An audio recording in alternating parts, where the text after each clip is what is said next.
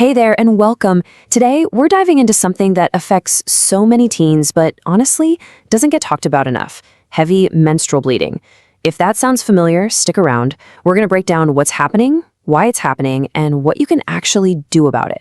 So let's just start with a real question. Is your period more than just a hassle?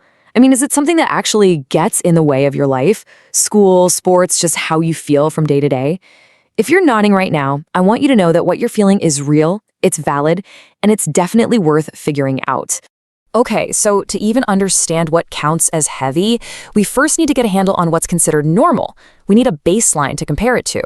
Because for teens, the rule book can be kind of different than it is for adults. So take a look at this. For teens, a cycle can show up anywhere from every 21 to every 45 days. I mean, that is a pretty wide window. And the bleeding part itself usually lasts somewhere between 2 and 7 days. So that's the general ballpark we're playing in.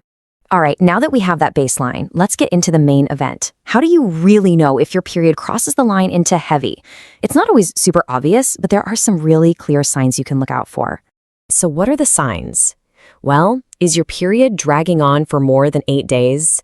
Or coming more frequently than every 3 weeks? One of the biggest telltale signs is if you have to change your pad or tampon every single hour.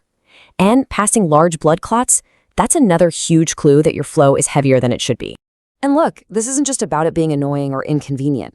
This has a real physical impact.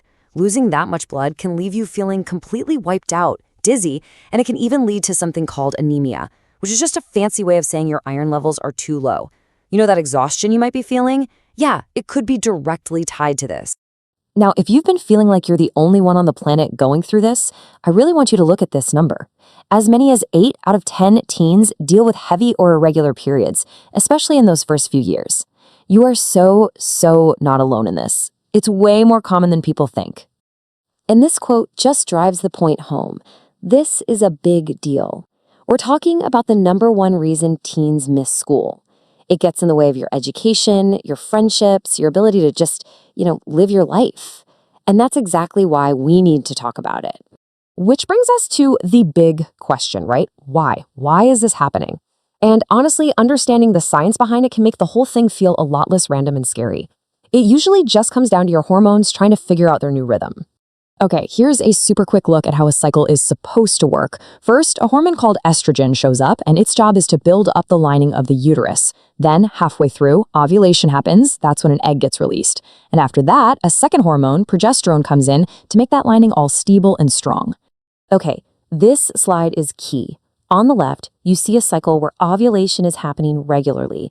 The hormones are balanced, the lining is stable, and you get a pretty normal, predictable period. But for a lot of teens, ovulation just isn't happening like clockwork yet. And that's what you see on the right. You get all that estrogen building the lining up, but you don't get the progesterone to come in and stabilize it. And what's the result? An overly thick, unstable lining, which leads directly to those heavy, long, irregular periods. It all makes sense when you see it laid out like this. And you know what? It's also really important to talk about what's usually not causing this in teens. You might hear about things like fibroids or polyps causing problems in adults, but for teens, that's incredibly rare. The cause is almost always that hormonal imbalance we just talked about. The only other thing to keep on the radar is a possible bleeding disorder, where your blood just doesn't clot as well as it should. And now, we get to the most important part of this whole thing. There is help. You do not have to just grate your teeth and get through this. There are safe, effective treatments that can make a world of difference.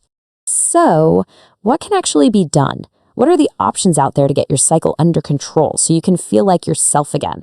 Well, the most common treatments all work by stopping that uterine lining from getting too thick to begin with. This can be done with things like low-dose hormonal medications, like birth control pills or a patch. An IUD is another fantastic option for some people. And of course, if your iron is low, a doctor will probably suggest iron supplements to help you build that back up and kick that tired feeling. And let's be really clear about the end game here. The goal of any treatment is super simple. It's to get you back to having normal energy, back to playing sports, going to school, and hanging out with your friends without your period calling all the shots. So let's wrap this all up with a simple game plan, because knowing this stuff is one thing, but taking action is what's really going to change things for you. Here's what to do. Step 1. Recognize the signs we talked about. Trust yourself and what your body is telling you.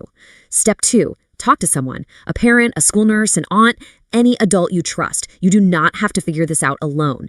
And step 3, see a healthcare provider. They're the ones who can help you get a real plan in place that's right for you. I want to leave you with this question. Just think about it for a second. What could you do? Who could you be if your period wasn't holding you back anymore? Getting help is the very first step to making that your new reality. Thanks so much for tuning in.